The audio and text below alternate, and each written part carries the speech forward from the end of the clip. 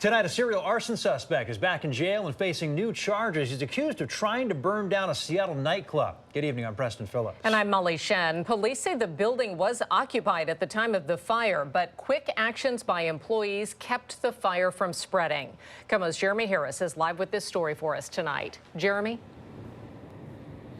Molly and Preston, for several weeks, police and firefighters had been trying to stop a series of fires, suspicious fires, all around the Capitol Hill neighborhood. Well, once they got a suspect into custody, they realized that he had been arrested not only multiple times this year, but dating back several years for arson and suspicious fires around the city. Court filings accuse David Tait of setting a string of fires around Seattle, prompting prosecutors to say they have substantial concerns for community safety if he's released again. One of the latest fires was set right here at the Neighbours bar in Capitol Hill. Investigators say when the fire was started at the front doors, there were employees working inside. Shocked. Just really shocked. Police say after Tait lit the fire on November 2nd, it was spreading quickly and the employees came out and extinguished it.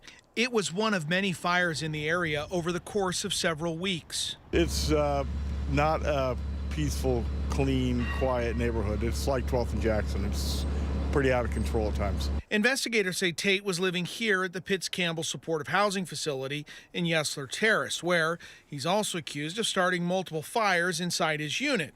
Court records show he's been arrested several times just this year, but his arson arrests date back to 2019. It can cause pretty devastating effects, and it may not seem like that big of an issue when it's happening or that serious of a crime to commit, but it is very impactful and has a lot of negative effects. Leo McCabe works in Capitol Hill and says business owners and residents have been on alert for an arsonist, and intentionally set fires have already caused at least one business to close permanently. I do think it definitely is important to hold people accountable. It is good to see police making arrests. Police say Tait had butane and a lighter on him when he was arrested, adding that, quote, his senseless conduct in this case was extremely dangerous to the lives of those inside the nightclub. People in the area say they are relieved to hear police made an arrest. For sure. For sure. I wish they'd make more around here.